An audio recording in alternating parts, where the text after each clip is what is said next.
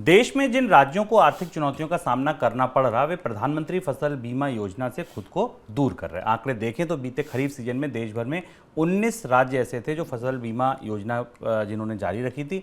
अभी रबी सीजन के दौरान बात करें तो सिर्फ 14 राज्य ऐसे हैं जो इस योजना से जुड़े हैं। 2018 में 22 राज्य इस योजना के साथ जुड़े थे। लगातार घट रहे हैं। सर, लगातार सरकारें पीछे क्यों हट रही हैं?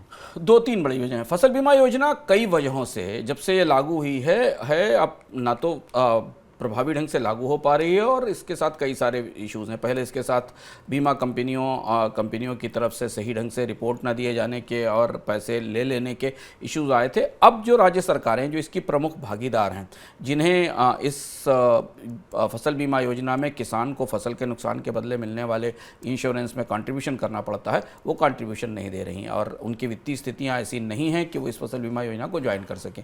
और यही वजह है कि 19 स्टेट्स 22 की जगह केवल 19 राज्य इस फसल बीमा योजना में भागीदार हैं, यानी बाकी जो राज्य नहीं हैं उनमें किसानों को फसल बीमा योजना के लाभ में कमी हो रही है। इसके अलावा इसमें शामिल होने वाले किसानों की संख्या भी कम हुई है। सर, उनका उत्साह क्यों कम है? किसानों का उत्साह कई मामलों में कम है, क्योंकि एक तो पूरा प्रोसीजर अभी इस भारत में इस्टेब्लिश नहीं हो पाया। राज्य सरकारें भी बहुत उत्साहित नहीं कि उनको पैसे इसमें देने पड़ते हैं और इसका उतना प्रचार भी नहीं होता। दूसरी चीज़ है, भारत में ज़्यादातर किसान छोटे सीमांत किसान हैं। छोटे सीमांत किसानों के लिए इस कवरेज का कोई बड़ा फ़ायदा या लाभ नहीं होता है। तो अभी एक पूरा का पूरा जो क्रॉप इंश्योरेंस स्ट्रक्चर है ये पूरी तरह इस्टेब्लिश नहीं हो पाया। हालांकि सरकार का कहना यह है कि उसने 2000 करोड़ रुपए से ज़्यादा के क्लेम्स पिछले दिनों में दिए हैं फसल बीमा योजना के तहत। हालांकि उन पर बहुत सारी डिबेट दिखाई दे रही है, लेकिन अभी फिलहाल जो चुनौती है वो चुनौती इसके क्रियान्वयन को लेकर और सारे भागीदारों की हिस्सेदारी को लेकर है। किसान को इसमें खरीफ क्रॉप पे करीब सम इंश्योर्ड का 2% प्रीमियम देना पड़ता है और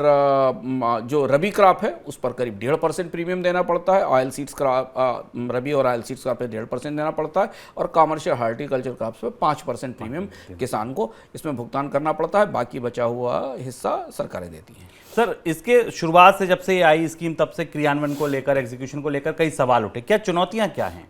चुनौतियां ये है कि एक तो इसका जो 50% की भागीदारी का रेशियो है केंद्र और राज्य सरकारों के बीच इस स्कीम को चलाने के लिए, ऐसा माना जा रहा है कि सरकार ने सेंट्रल सब्सिडी की एक कैपिंग कर रखी है इस स्कीम को, जो चर्चाओं में जो रिपोर्ट्स में निकल कर आता है।